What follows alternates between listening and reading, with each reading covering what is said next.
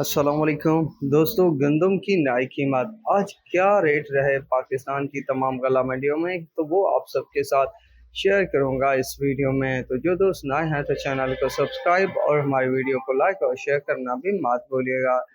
दोस्तों, बात की जाए गंदम के रेट की, तो आज गंदम की मार्केट जो है हल्की फुल्की नरम रही, जिसके बाद गंदम का रेट इस्लामाबाद में 2525, जबकि वाकई में 2525 रुपए तक की पोजीशन में रहा। रहीम खान में 2370 से 2400 रुपए तक की पोजीशन में रहा, जबकि जड़ावाला में 102 किलो का रेट जो है 5700 रुपए तक रहा।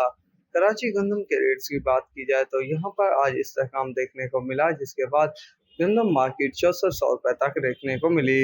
बाकी छोटे शहरों में भी नरम मार्केट होने की आवाज़ें आ रही हैं।